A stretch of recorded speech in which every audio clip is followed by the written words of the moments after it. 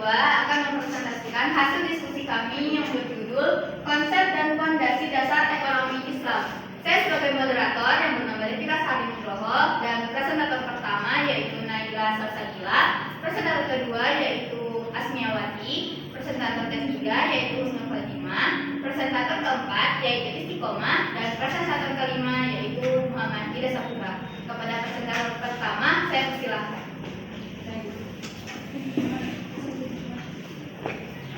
Baiklah, di sini saya akan menjelaskan tentang pengertian ekonomi Islam. Ekonomi Islam adalah suatu disiplin ilmu yang fokus pada aspek perekonomian. Mirip dengan konsep ekonomi konvensional, uniknya dalam sistem ini nilai-nilai Islam menjadi dasar setiap kegiatan ekonomi. Pembahasan ilmu ekonomi Islam adalah ilmu sosial yang tentu saja tidak bebas dari nilai-nilai moral dan perlu dimasukkan dalam analisis fenomena ekonomi dan pengembalian keputusan yang sesuai dengan kerangka syariah. Pertama, menurut Abdul Manan menyatakan bahwa ekonomi Islam adalah ilmu sosial yang mempelajari masalah-masalah ekonomi masyarakat yang dipengaruhi oleh nilai-nilai Islam. Menurut yang kedua, menurut M. Umar Chopra mendefinisikan ekonomi Islam sebagai cabang ilmu yang membantu mencapai kesejahteraan manusia melalui alokasi dan distribusi sumber daya yang terbatas sesuai dengan ajaran Islam, tanpa menghambat kebebasan individu atau menciptakan ketidakseimbangan makroekonomi dan ekologis yang berkelanjutan. Menurut yang ketiga, menurut Syekh Nawaf Haidar Naqvi mengungkapkan bahwa ilmu ekonomi Islam pada dasarnya adalah penelitian yang mengenai tingkah laku ekonomi individu muslim dalam masyarakat muslim kontemporer. Baiklah, selanjutnya akan dilanjutkan oleh presentator.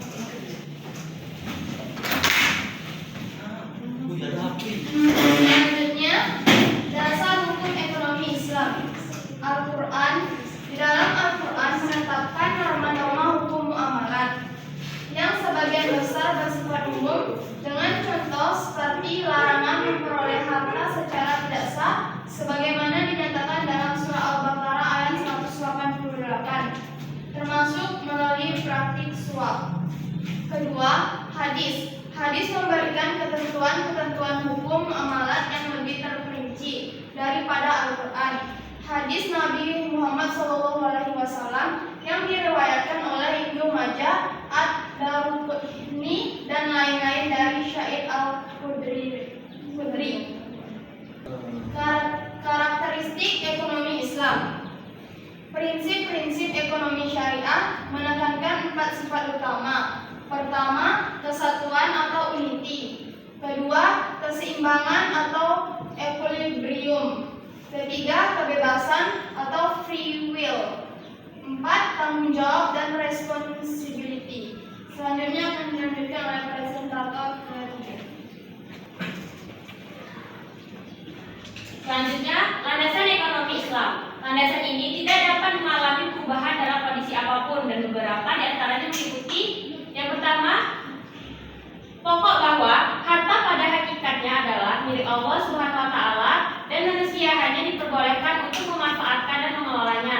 Yang kedua, pokok bahwa Islam menjamin kebutuhan setiap individu umat muslim. Yang ketiga, pokok penetap keadilan sosial dan memelihara keseimbangan ekonomi antara individu umat muslim.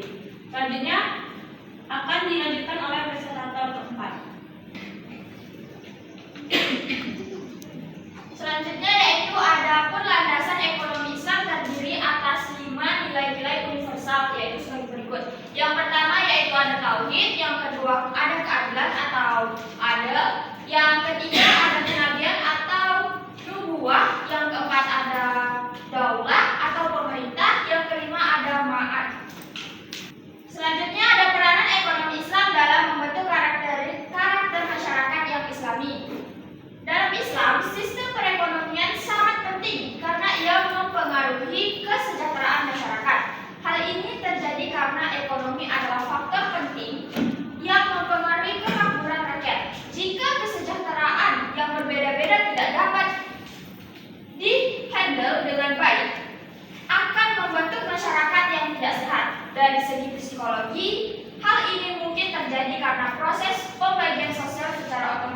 terjadi. Selanjutnya akan dibacakan oleh presentator keempat. Baiklah, saya membacakan prinsip dasar perilaku ekonomi Islam. Dalam perspektif Islam, yang pertama, ekonomi bukanlah akhir dari kehidupan manusia, tetapi merupakan bagian yang penting untuk mencapai tujuan yang lebih tinggi.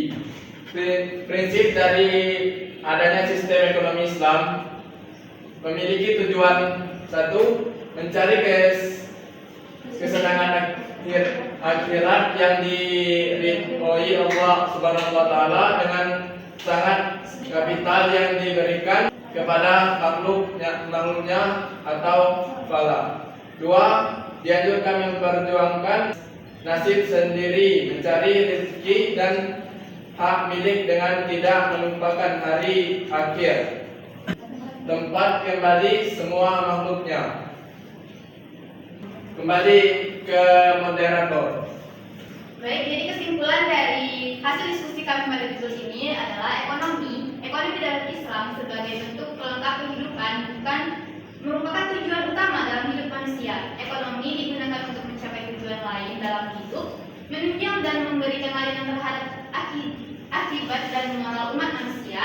Dalam konteks ini, kebijakan yang akan diterima oleh masyarakat dapat menjadi sebuah komitmen tinggi untuk mengelola perekonomian. Misalnya, pengharaman bunga atau riba dalam ekonomi Islam disebabkan dampak negatif yang diakui. Baiklah, kami akan melanjutkan judul yang kedua. Baik, kami akan masuk ke judul kedua, yaitu mengenai ekonomi makro dan mikro. Pengertian ekonomi mikro atau sering kita dengar mikroekonomi adalah ilmu ekonomi yang mempelajari tentang kurva permintaan dan penawaran yang kemudian turut membantu memahami pola hubungan antara perubahan upah, pola pekerjaan yang sesuai serta memahami variabel biaya dalam suatu produksi barang dan jasa. Adapun pengertian ekonomi mikro menurut salah satu para ahli antara lain menurut David Amos, ekonomi mikro sebagai langkah penganalisisan sebuah keputusan yang dibuat oleh individu atau kelompok mulai dari faktor-faktornya hingga ke pertimbangan akan biaya dan manfaatnya. Ekonomi mikro memiliki beberapa teori. Menurut Mankiw 2020, ada beberapa teori penting mengenai ekonomi mikro, yaitu pertama hukum penawaran dan permintaan, kedua teori utilitas, ketiga teori produksi, keempat teori biaya produksi, dan kelima teori persaingan. Konsep dasar yang ada pada ekonomi mikro adalah faktor-faktor yang melibatkan individu pelaku ekonomi dalam perekonomian. Konsep dasar ini mengulas tentang kelangkaan, putusan pilihan, biaya peluang atau opportunity cost, sistem ekonomi, hak kepemilikan, permintaan dan penawaran, pilihan konsumen, perilaku suatu perusahaan dan struktur pasar tenaga kerja, kebijakan publik, dan distribusi pendapatan. Dalam sistem ekonomi mikro terdapat 3 jenis sistem, yaitu sistem ekonomi tradisional, sistem ekonomi perintah, dan sistem ekonomi pasar. Selanjutnya saya serahkan kepada presentator pertama. Baiklah, di sini saya akan menjelaskan tentang permintaan. Permintaan adalah hukum permintaan. Hukum permintaan berbunyi jika kuantitas produk yang diminta konsumen berhubungan terbalik atau negatif dengan harga produk, biasanya hal ini terjadi dengan asumsi seluruh variabel permintaan dianggap konstan. Terdapat 3 poin penting dalam permintaan, yaitu pertama, sejumlah barang ataupun jasa yang diminta konsumen. Yang kedua, adanya tingkat harga yang berlaku dan yang ketiga, permintaan tersebut terjadi pada kurun waktu tertentu. Fungsi permintaan. Fungsi permintaan adalah fungsi suatu hubungan antara jumlah dan barang atau produk yang diminta konsumen pada tingkat harga. Barang atau produk yang sedang berlaku pada saat itu dengan faktor-faktor lain yang mempengaruhi permintaan tersebut. Penawaran. Suatu penawaran terjadi apabila penjual, produsen menjual barangnya atau produk dengan harga yang lebih tinggi atau tidak sesuai dengan keinginan pembeli atau konsumen. Tetapi pembeli tetap menginginkan barang atau produk yang ditawarkan penjual. Hukum penawaran dipastikan ketika harga dari barang naik, mensyaratkan meningkatkan supplier dengan peningkatan kuantitas dari barang. Dinamakan di mana diasumsikan faktor-faktor lain dianggap konstan. Q sama dengan A tambah B kali P. Keterangannya, Q adalah jumlah barang yang ditawarkan, P adalah harga barang per unit, A adalah konstanta berupa angka, B slope, angka atau nilai yang selalu bersama dengan variabel P. Selanjutnya, ada pun rumus untuk menemukan fungsi penawaran yaitu sebagai berikut. Q dikurang Q1 per Q2 dikurang Q1 sama dengan P dikurang P1 per P2 dikurang P1. Keterangannya adalah Q kuantitas atau jumlah barang yang diminta, P harga per unit barang, P1 harga awal atau harga sebelumnya, P2 harga barang setelah mengalami perubahan, kenaikan atau penurunan. Q1 jumlah barang yang diminta sebelum mengalami perubahan atau permintaan awal. Q2 jumlah barang yang diminta setelah mengalami perubahan. Baik, selanjutnya akan dilanjutkan oleh fasilitator yang kedua. Selanjutnya, struktur pasar. Dalam ilmu ekonomi, pasar memiliki definisi yang banyak, interpretasi dan pandangan dari berbagai ahli. Berikut selanjutnya pengertian pasar menurut para ahli, di antaranya Adam Smith, B. Kotler, C. Alfred Marshall. Adapun berbagai sektor atau bidang pasar, di antaranya sektor ekonomi, sektor budaya, dan sektor arsitektur. Adapun ciri-ciri pasar berdasarkan fungsi yang telah disebutkan di atas adalah sebagai berikut. Pertama, adanya penjual atau produsen, pembeli atau konsumen, produk atau barang yang ditawarkan atau dijual oleh produsen. Kedua, adanya kegiatan transaksi jual beli antara penjual dan pembeli. Tiga, adanya proses tawar menawar dalam kegiatan transaksi tersebut. Dalam ilmu ekonomi, tentunya pasar sangat beragam, dikarenakan setiap daerah memiliki kebutuhan yang berbeda-beda. Berdasarkan bentuk kegiatan, cara bertransaksi, dan barang apa saja yang dijual, pasar mempunyai beberapa jenis yaitu sebagai berikut. Pertama, pasar berdasarkan bentuk kegiatan, yaitu pasar nyata dan pasar abstrak. Kedua, pasar berdasarkan cara bertransaksi, yaitu pasar tradisional dan pasar modern. Tiga, pasar berdasarkan apa saja yang dijual, yaitu A. Pasar barang konsumsi, pasar barang modal, dan pasar jasa. 4. Pasar berdasarkan organisasi. Yang pertama, pasar persaingan sempurna. Kedua, pasar persaingan tidak sempurna. 3. Pasar monopoli dan monopsoni. 4. Pasar persaingan monopolistis. 5. Pasar oligopoli dan pasar oligopsoni. Selanjutnya akan ditunjukkan oleh presentator ketiga. Selanjutnya, teori konsumen. Konsumen adalah suatu perilaku atau tindakan individu maupun kelompok atau konsumen dalam membeli atau mempergunakan produk ataupun jasa yang melibatkan proses pengambilan keputusan sehingga mereka akan mendapatkan produk ataupun jasa yang diinginkan oleh seseorang konsumen. Meskipun perilaku konsumen berbeda-beda, pada dasarnya perilaku konsumen dapat dibagi menjadi dua kelompok, yaitu perilaku konsumen yang bersifat rasional dan irasional.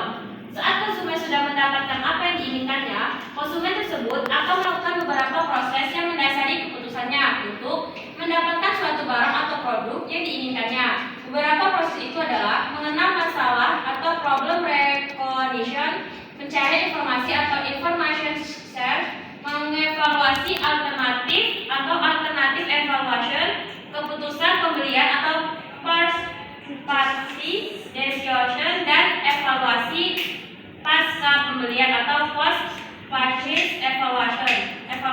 Selanjutnya ekonomi makro. Ekonomi makro merupakan ilmu ekonomi yang mempelajari ekonomi secara keseluruhan, berbeda dengan ekonomi mikro yang lingkupnya kecil. Studi ekonomi ini khusus belajar tentang ekonomi dalam skala besar dan menyeluruh. Adapun beberapa teori penting ekonomi makro menurut Blanchard, yaitu yang pertama teori siklus bisnis, yang kedua teori kebijakan moneter, yang ketiga teori kebijakan fiskal, dan yang keempat teori ekonomi internasional. Adapun 4 garis besar masalah pokok mengenai ekonomi makro yaitu masalah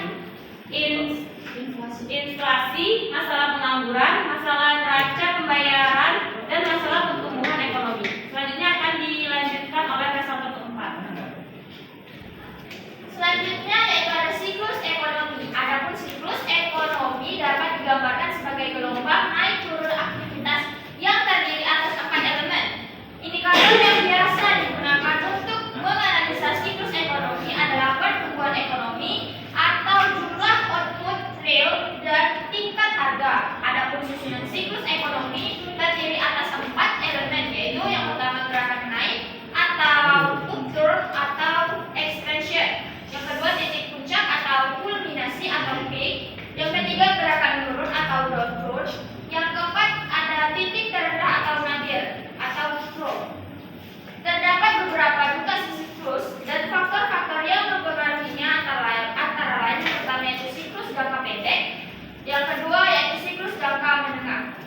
Kemudian yaitu ada kebijakan moneter. Kebijakan moneter merupakan kebijakan otoritas moneter atau bank sentral dalam bentuk pengendalian besaran moneter untuk mencapai perkembangan kegiatan perekonomian yang diinginkan. Dalam praktek, perkembangan kegiatan perekonomian yang diinginkan tersebut adalah stabilitas ekonomi makro yang antara lain dicerminkan oleh stabilitas harga atau rendahnya laju inflasi, membaiknya perkembangan output real atau pertumbuhan ekonomi, serta cukup luasnya lapangan atau kesempatan kerja yang tersedia.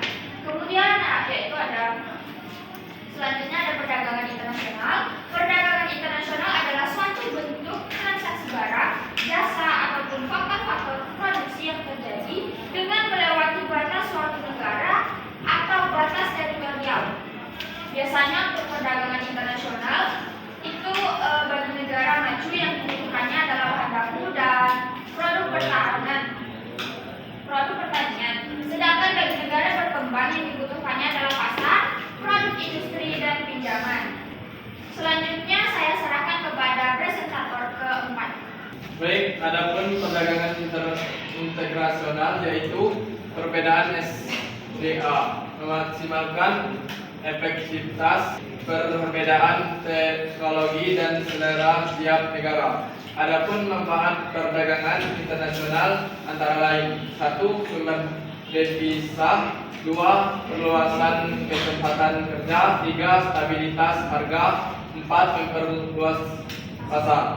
Tahap-tahap ini terletak dalam strategi cara memandang dunia, orientasi dan orientatif perusahaan yang beroperasi di lebih dari satu negara. Tahap-tahap tersebut yaitu sebagai berikut: 1.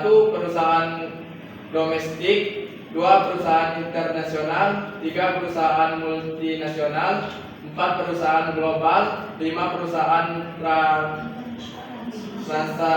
transnasional. Kembali ke moderator. Baik, itu saja yang dapat kami sampaikan. Selebihnya saya mohon maaf. Wassalamualaikum warahmatullahi wabarakatuh.